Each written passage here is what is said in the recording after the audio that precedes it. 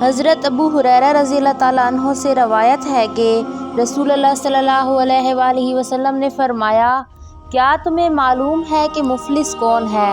صحابہ رضی اللہ تعالیٰ عنہ نے کہا، مفلس ہم میں سے وہ ہے جس کے پاس نہ درہم ہو اور نہ مال۔ تو آپ صلی اللہ علیہ وآلہ وسلم نے فرمایا، بے شک میری امت میں مفلس وہ ہوگا جو قیامت کے دن نماز، روزہ اور زکوٰۃ لے کر آئے گا، اس حال میں کہ اس نے کسی شخص کو گالی دی ہوگی، کسی شخص پر بہتان لگایا ہوگا اور کسی کا مال کھایا ہوگا اور کسی کا خون بہایا ہوگا، کسی کو مارا پیٹا ہوگا، بس اس کی نیکیاں انہیں دے دی جائیں گی، اور اگر اس کے ذمے تمام قرض چکانے سے پہلے ہی اس کی نیکیاں ختم ہو گئیں تو ان مظلوموں کی برائیاں لے کر اس پر ڈال دی جائیں گی، پھر اسے دوزخ میں ڈال دیا جائے گا۔ اس حدیث مبارکہ میں نہایت تاکید کے ساتھ حقوق العباد پر زور دیا گیا ہے اور اس شخص کی مفلسی کی طرح اشارہ کیا گیا ہے جو عمل میں مجموعی دینی تعلیمات کو سامنے نہیں رکھتا۔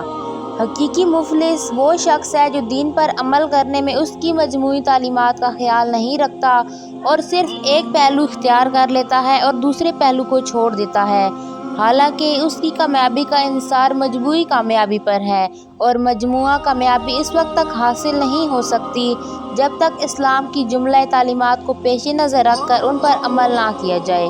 بالخصوص حقوق العباد کی ادائیگی میں کوتاہی انسان کو لے ڈوبے گی اور نیکیوں کے باوجود اسے خائب و خاسر اور ناکام و نامراد بنا کر چھوڑ دے گی۔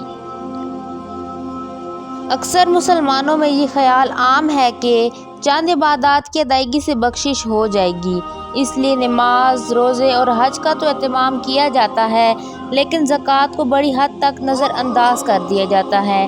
گویا دین کے صرف ایک حصے یعنی حقوق اللہ کی ادائیگی کی جاتی ہے، لیکن دوسرے بڑے حصے یعنی حقوق العباد کو نظر انداز کر دیا جاتا ہے۔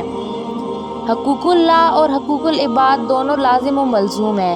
اسلام کا تصور دین یہ ہے کہ دونوں حقوق کی ادائیگی فرض ہے، اگرچہ اولیت حقوق اللہ کو حاصل ہے، لیکن حقوق العباد بھی فرض کا درجہ رکھتے ہیں، بلکہ تمام عبادات کا مقصد ہی حقوق العباد کی ادائیگی کے لیے مسلمان کی تربیت کرنا ہے، تاکہ وہ اتنا نیک بن جائے کہ برائی میں مبتلا ہی نہ ہو اور معاملات زندگی ایمانداری سے سر انجام دے۔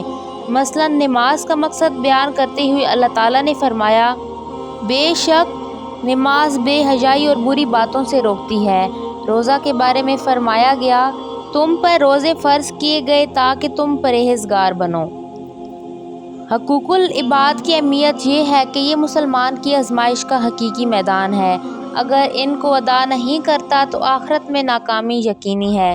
مثلا جو بندہ عبادات کے ساتھ ساتھ اپنے دیگر فرائض صحیح معنوں میں سر انجام نہیں دیتا تو اس کی روزی حرام ہو جاتی ہے۔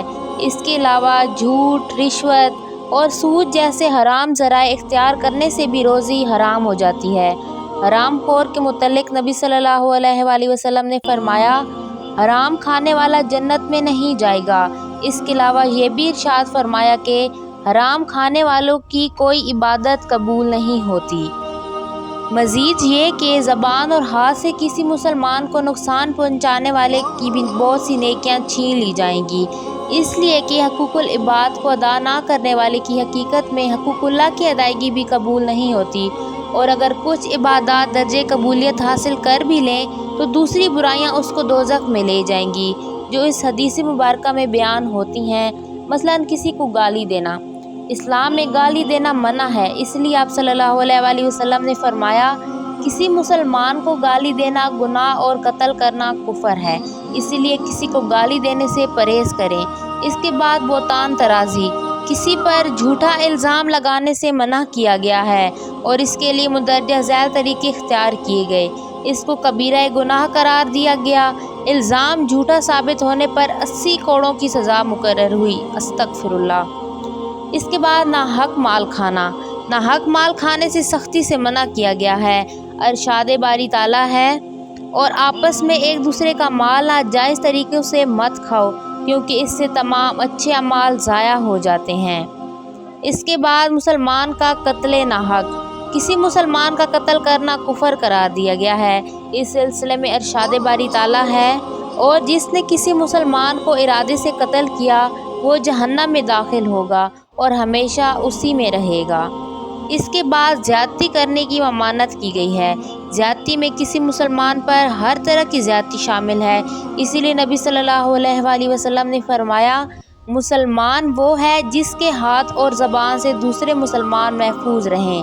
اس سلسلے میں اللہ تعالیٰ کا ارشاد ہے، بے شک اللہ تعالیٰ ظالموں کو پسند نہیں کرتا۔ اسلام ایک مکمل ضابطہ حیات ہے، اس کو مکمل اختیار کرنے میں ہی آدمی کو نجات ہے۔ اللہ تعالیٰ کا ارشاد ہے، اے ایمان والو، اسلام میں پورے طور پر داخل ہو جاؤ، عبادات کے ساتھ باقی گناہوں کو بھی شمار کر کے مجموعی نامہ اعمال تیار کیا جائے گا۔ جیسے کسی طالب علم کے تمام مضامین میں پاس ہونا ضروری ہے، پھر ہی وہ کامیاب شمار ہوتا ہے، ورنہ ناکام قرار پاتا ہے، اسی طرح دین پر بھی مجموعی عمل مقصود ہے، جزوی طور پر عمل ناقابل قبول ہے۔ آج ہم مسلمان بالعموم معاملات میں بے ایمانی کرتے ہیں اور صرف عبادات پر قناعت کرتے ہیں، یہ دین کا غلط تصور ہے۔ آج ہماری حالت یہ ہو چکی ہے کہ جہاں دین پر عمل میں ذرا مادی نقصان نظر آیا وہاں دین کو چھوڑ دیا، جہاں تک مفادات کے ساتھ دین چلتا ہے اختیار کیا، لیکن جہاں دین اور مفاد ٹکرائیں دین کو چھوڑ دیا۔ اسی وجہ سے ہم زوال کا شکار ہیں۔ اسی لیے ہمیں چاہیے کہ حقوق اللہ کے ساتھ حقوق العباد بھی ادا کریں اور اللہ تعالیٰ اور اس کے نبی اکرم صلی اللہ علیہ وآلہ وسلم کے بتائے ہوئے طریقوں کے مطابق زندگی گزاریں۔ اللہ ہم سب کو نبی کریم صلی اللہ علیہ وآلہ وسلم کے طریقوں پر چلنے کی توفیق عطا فرمائے، آمین۔ اگر میری آج کی ویڈیو آپ کو اچھی لگی ہو تو پلیز میری ویڈیو کو لائک کریں، شیئر کریں اور میرے چینل کو سبسکرائب کریں۔ شکریہ۔